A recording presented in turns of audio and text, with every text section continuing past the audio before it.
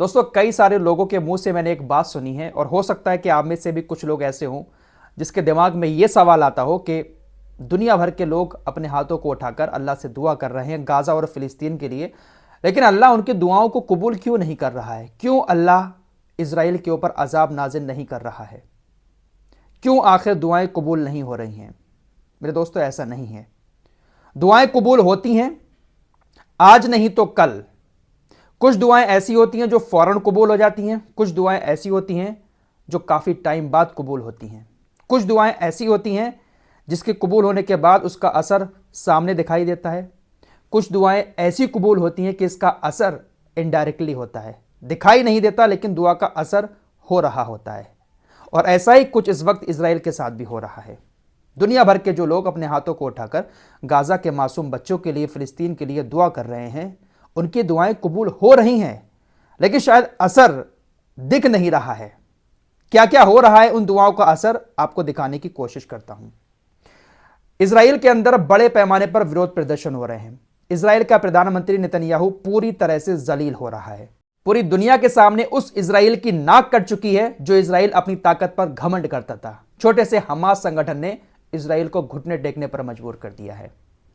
एक और बड़ी खबर आपको बताने जा रहा हूं और यह भी कहीं ना कहीं दुआओं का ही असर है। इजरायली मीडिया की तरफ से बताया गया है कि जो सैनिक इजराइल का गाजा से लौटकर वापस आ रहा है, उसका मानसिक संतुलन पूरी तरह से बिगड़ चुका है। एक तरह से कह सकते हैं वो पागल हो गया है। उसको दौरे पड़ते हैं अजीब अजीब तरह के, जिसके बाद उसको मानसिक हॉस्पिटल में एडमिट कराना पड़ता है। इस वक्त इजराइल के मानसिक हॉस्पिटल गाजा से वापस आए इजरायली सैनिकों से पूरी तरह से फुल हैं, जिसकी वजह से हॉस्पिटल में जो डॉक्टर हैं उनके ऊपर बहुत ज्यादा प्रेशर पड़ रहा है। वो काम नहीं कर पा रहे हैं, जिसके चलते हुए बहुत सारे डॉक्टर इजराइल छोड़कर ब्रिटेन भाग गए हैं।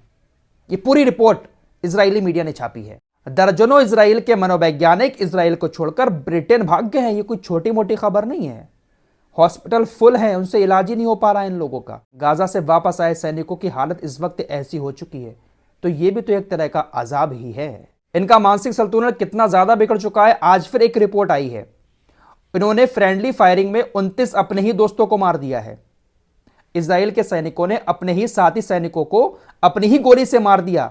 न जाने कौन सा इनके ऊपर दौरा पड़ा, इन्होंने उसको मार दिया। जैसे अभी 3-4 दिन पहले मैंने आपको एक रिपोर्ट दी थी, एक इजरायली सैनिक रात को कैंप में आकर सोया, उसको सपने में दिखाई दिया कि वो युद्ध लड़ रहा है गाजा के अंदर, और उठा, उसने गोलीबारी शुरू कर दी, कई सारे इजरायली सैनिकों को घायल कर दिया। तो ऐसे दौरे इन लोगों को पड़ रहे हैं। तो ये भी कहीं ना कहीं दुआओं का असर है। आइए एक और असर दिखाता हूं आपको दुआओं का। जापान एक बहुत बड़ी ताकत है। जापान भी अमेरिका का बहुत खास दोस्त है। यूक्रेन को मिसाइलें वगैरह अभी भेजी हैं, जिसका रूस ने बहुत ज़्यादा विरोध भी किया था। जापान के अंदर बहुत भयानक भूकंप आया है, जिसकी जानकारी मैं आप लोगों को दे चुका हूं। इस भूकंप के बीच एक बड़ी खबर सामने आ रही है और यह आपको ध्यान से सुननी चाहिए। दोस्तों, जापान के पास दुनिया का सबसे बड़ा न्यूक्लियर प्लांट है, परमाणु प्लांट, जो आज से 11 साल पहले बंद हो गया था, ऑफलाइन पड़ा हुआ था, क्योंकि 11 साल पहले भी जापान में एक भयानक भूकंप आया था, जिस वजह से द्वीप हिल गया था और जो परमाणु प्लांट है वो भी हिल गया था, जिस वजह से उसमें काफी नुकसान हुआ था और उसको ऑफलाइन करना पड़ा था। समुद्र के किनारे एक द्वीप पर यह बना हुआ है। फिलहाल आज जो भूकंप आया है, इसके बाद जापान की सरकार की तरफ से एक जानकारी दी गई है कि हम इस प्लांट को दोबारा से रिस्टार्ट करने वाले थे। ये जो 11 साल से हमारा न्यूक्लियर प्लांट ऑफलाइन था, इसको हम रिस्टार्ट करने वाले थे, लेकिन आज फिर भूकंप आ गया और आज फिर हमारा यह प्लांट हिल गया। जैसे ही हम इसको रिस्टार्ट करने का प्लान बनाते हैं, कुछ ना कुछ ऐसा हो जाता है कि न्यूक्लियर प्लांट हिल जाता है और इसका भविष्य भी फिर बीच में अटक जाता है। फिलहाल जापान की सरकार को एक बार फिर से इस न्यूक्लियर प्लांट को ऑफलाइन करना पड़ेगा। अगर जापान इसको रिस्टार्ट कर देता है तो जापान बहुत बड़े बड़े परमाणु हथियार बना सकता है। लेकिन आज जो खतरनाक भूकंप जापान के अंदर आया, उससे एक बार फिर से ये न्यूक्लियर प्लांट हिल चुका है। अगर तार से तार जोड़ेंगे तो कह सकते हैं कि दुनिया में जो जुल्म हो रहे हैं, उस जुल्म के खिलाफ जो लोग हाथ उठाकर दुआ करते हैं, ये उन दुआओं का ही असर है। दोस्तों, खबर आ रही है कि गाजा की स्थिति को लेकर अभी जो आखिरी बार बेंजामिन नेतन्याहू और जो बाइडेन के बीच बातचीत हुई है, वो काफी तीखी बातचीत थी। अब अगर इसका तार से तार मिलाया जाए तो सुबह मैंने आपको एक खबर दी थी कि ईरान और सऊदी अरब को अमेरिका ने जो सीक्रेट मैसेज भेजा है, जिसके बाद ईरान के विदेश मंत्री ने कहा कि जो इजराइल के दोस्त हैं वो इजराइल से इस वक्त बहुत ज्यादा परेशान हो चुके हैं। उनको भी ऐसा लग रहा है कि अब इजराइल उस लायक नहीं बचा है और इसराइल के खत्म होने के बाद क्या होगी गाजा की स्थिति, उस पर विचार करने का प्लान हमसे कर रहे हैं। न्यूयॉर्क टाइम्स ने इसराइल और अमेरिका के अधिकारियों के हवाले से यह रिपोर्ट छापी है कि आखिरी बार नेतन्याहू और बाइडेन के बीच जो बातचीत हुई थी वो काफी तनावपूर्ण थी और काफी तीखी बहस भी हुई है। दोस्तों, इन सारी चीजों से आप लोग अंदाजा लगा सकते हैं कि अमेरिका कभी भी इसराइल को छोड़ सकता है। अमेरिका भले ही अभी साथ दे रहा है खुलकर, क्योंकि उसका मतलब निकल रहा है, लेकिन जब मतलब निकलना बंद हुआ, अमेरिका इसराइल को अकेला छोड़कर भाग लेगा। ये आप आज लिख लो और ऐसा एक दिन होना है। बड़ी खबर तुर्की से आ रही है।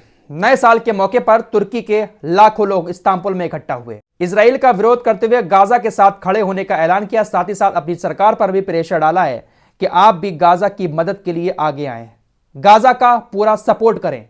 अब देखते हैं कि इन जनाब के ऊपर अपनी पब्लिक की इन बातों का कोई असर होता है या फिर ऐसे ही अभी भी आराम के साथ बैठकर गाजा के कत्लेआम को देखते रहते हैं। जितने भी इस्लामिक देश हैं, उन देशों की जनता खुलकर गाजा का सपोर्ट कर रही है, लेकिन वहां के जो हुक्मरान हैं वो आराम से अपनी गद्दी पर बैठकर कत्लेआम को देख रहे हैं। इन इस्लामिक देशों से अच्छा तो साउथ अफ्रीका निकला। साउथ अफ्रीका ने इंटरनेशनल कोर्ट ऑफ जस्टिस में इसराइल के खिलाफ जो मुकदमा दर्ज कराया है, इसको लेकर इसराइल चिंता में डूब गया है। इजरायली मीडिया हारेज की रिपोर्ट के अनुसार इजरायली अधिकारी इस बात को लेकर चिंतित हैं कि international court of justice Israel के ऊपर नरसंहार का आरोप न लगा दे। अगर इंटरनेशनल कोर्ट ऑफ जस्टिस ने हमारे ऊपर नरसंहार का आरोप लगा दिया तो दुनिया हमारे खिलाफ हो जाएगी, क्योंकि ये छोटा मोटा कोर्ट नहीं है इंटरनेशनल कोर्ट ऑफ जस्टिस। भले ही कितनी भी इसके ऊपर पकड़ अमेरिका की हो, लेकिन अगर इसने इजराइल के ऊपर नरसंहार का आरोप लगा दिया तो इजराइल के लिए मुश्किल पैदा हो जाएगी। इसी के जुगाड़ में इजराइल के अधिकारी लगे हुए हैं कि जो आरोप हमारे ऊपर साउथ अफ्रीका ने लगाए हैं इस कोर्ट में जाकर, उन आरोपों को गलत साबित करके इंटरनेशनल कोर्ट ऑफ जस्टिस से सफाई के साथ बाहर निकला जाए। तो इस एक मुकदमे को लेकर इजराइल काफी चिंता में डूब गया है। जरा सोचिएगा कि बहुत सारे देश इसी तरह का मुकदमा इंटरनेशनल कोर्ट ऑफ जस्टिस में कर दें तो इजराइल की हालत क्या हो जाएगी। इन इस्लामिक देशों के नेता बड़ी बड़ी बातें तो बहुत फेंक रहे हैं, आगे बढ़कर कर क्या रहे हैं। पिछले 24 घंटे की बात करें तो इजराइल ने 165 फिलिस्तीनियों की जान ले ली है। 7 अक्टूबर से अब तक 21,978 लोग फिलिस्तीन के अंदर मारे जा चुके हैं। 57,697 लोग घायल हैं। ये आज का आंकड़ा है जो गाजा हेल्थ मिनिस्ट्री ने बताया है। गाजा के अल सदाका कैंसर हॉस्पिटल के स्पोक्स पर्सन ने बताया कि गाजा के इस हॉस्पिटल में 10,000 कैंसर के मरीज हैं जो अब बिना ही दवा के जी रहे हैं। किसी तरह की इनको दवाई नहीं दी जा रही है क्योंकि दवाई है ही नहीं। लेकिन एक खबर यह आ रही है इसी बीच कि मिस्र के रास्ते से होते हुए छोटे बच्चों के टीके जो हैं वो गाजा के अंदर पहुंच गए हैं। जो छोटे छोटे बच्चे पैदा होते हैं उनको टीके लगाए जाते हैं, उन टीकों की एक खेप गाजा के अंदर पहुंच गई है। दोस्तों, कुछ तस्वीरें आपको दिखाना चाहता हूं। आपकी स्क्रीन पर ये कुछ ड्रोन के जरिए कुछ तस्वीरें ली गई। ये फिलिस्तीन के लोगों के टेंट हैं।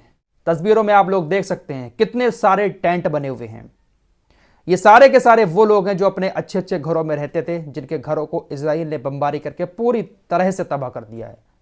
अब खुले आसमान के नीचे टेंट बनाकर ये लोग रह रहे हैं। टेंटों की जरा संख्या पर गौर कीजिएगा, कितने सारे लोग हैं।